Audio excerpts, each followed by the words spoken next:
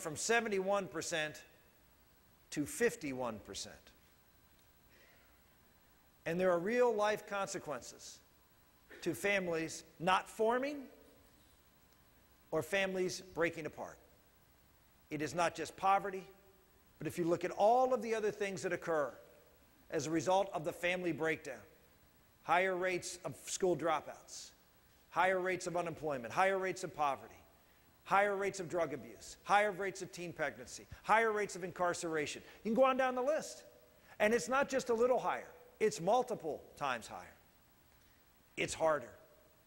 And so when candidates go out and talk about, oh, what they're going to do to change their country, and they're going to shrink government and increase the economy, and that's what our Republicans want everybody to talk about. Rick, don't talk about these issues of the family. Just talk about what gets everybody's vote, which is cutting taxes and growing the economy, because that's all people want to hear.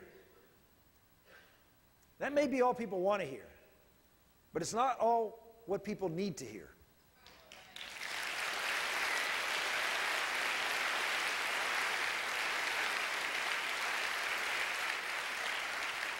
And unlike what some of the pundits say, well, you know, you're just appealing to this niche in America. No, I'm not. No, I'm not. Whether you're married or not, whether you ever want to get married or not, let's just do what so many in our country say to do. Look at the facts. Let's set morality, let's set faith, let's set all of those things aside, and just look at the facts as to what makes a healthier country, what makes a more prosperous country, and look at it just from as cold as we can with the green eye shade of an accountant as to what's best for our country. And what's clearly best for our country is having families with moms and dads, an economic unit that is a much more successful economic unit, a unit, a parent, mom and a dad, that is much better for raising and nurturing children in healthier, wealthier, better educated, better outcomes with respect to a whole host of issues. So why can't we, in a political movement, talk about what we can do to strengthen the family? Why can't we go out and say that there are things that we can do in our country to be able to encourage this type of family formation? Well, I do.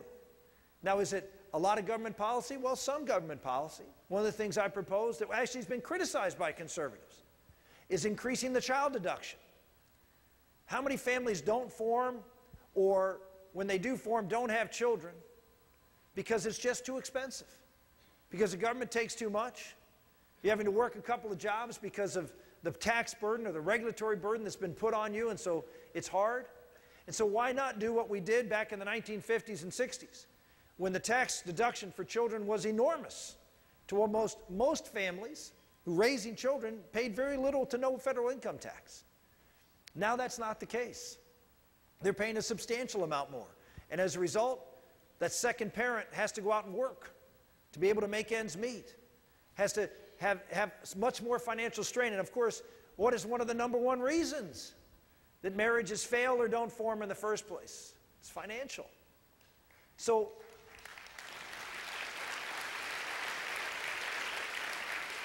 if we want to encourage healthy relationships, let's do some things in our tax code, let's do some things in our country to reward and keep and help in every way we can build families and help keep those families together. It is far cheaper.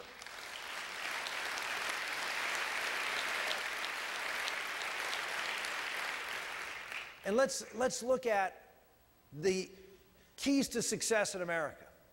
Talk about this in all of my speeches, how we know what will make someone successful in America. We all know it instinctively, but believe it or not, a liberal think tank went out a few years ago and quantified it.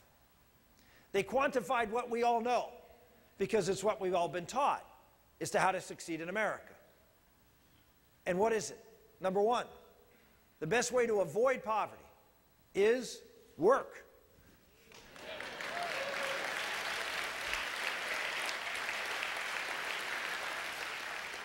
Now, that's not what President Obama believes. He believes the best way to avoid poverty is to be on Medicaid and food stamps and a whole host of other programs. because he's doing his best to destroy this economy, to create jobs, and make more people dependent so they can stay out of poverty by being on the government dole and dependent upon him, and therefore a very reliable vote come election time.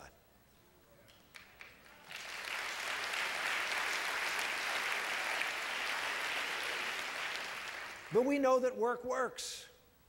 We know that if you work, you're almost guaranteed to get out of poverty, but there's two other things that you do, that we need to do. Number one, work. Number two, graduate from high school.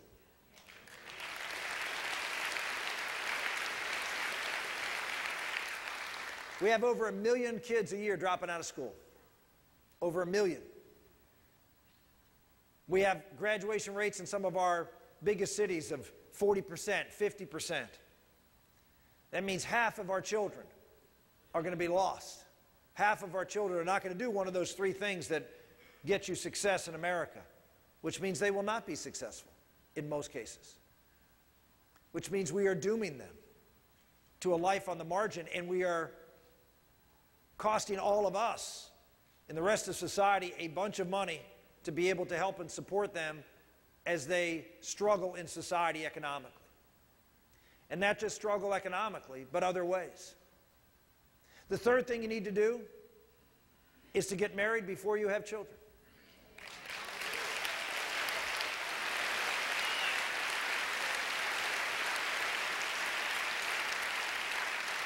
Yet we have a President of the United States in a program called the Healthy Marriage Initiatives, one that I was a big advocate for, doing healthy marriage, healthy fatherhood programs, all sorts of programs, believe it or not, yes, to encourage and have faith-based institutions and others take part of that in encouraging healthy behavior, particularly toward young at-risk kids. Well, I was talking to Elaine Bennett, who is the Bill Bennett, the Book of Virtues, Bill Bennett. Yeah, you can give Bill Bennett a round of applause. I was on his radio show this morning, and his wife, Elaine Bennett, told me that she has one of these healthy marriage grants, and she talks to, I think it's 13, 14, 15-year-olds, trying to get them to engage and understand the value of marriage and the importance of that and how to aim toward that in a culture that is increasingly de-emphasizing marriage, trying to neutralize marriage as, well, pretty much anything you want it to be. We've already devalued it with our divorce laws, and now it's easier in many states to get a divorce than it is to make a contract for, improving, doing an improvement on your home. Well, what happened in her program is she's out there trying to encourage these young girls and young boys to engage in healthy behavior and to model them and aim them towards something that is an intrinsic good, that will keep them out of poverty, that will create a better, stable and home environment for them. The Obama administration just recently handed down regulations that says they cannot preach or talk about abstinence. And they cannot say that getting involved in premarital sexual activity is an at-risk behavior.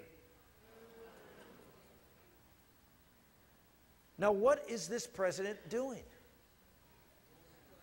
He is deliberately misinforming the most vulnerable people in our society and targeting them toward a life that has less economic potential.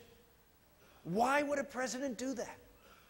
Why would a government deliberately go out and have programs designed to help people stay away and target themselves toward healthy behavior and not give them the tools that are necessary?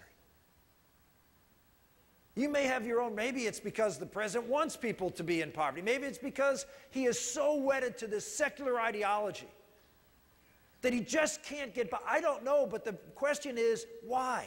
And you as Americans should ask that question. Why, Mr. President? The most vulnerable teens that you're not giving the tools that they desperately need from a culture that says, do all this bad stuff, do all this stuff that we know is going to cause harm to you in the long term, and one small voice that says, no, let me tell you something different. And he crushes it. kind of president does that?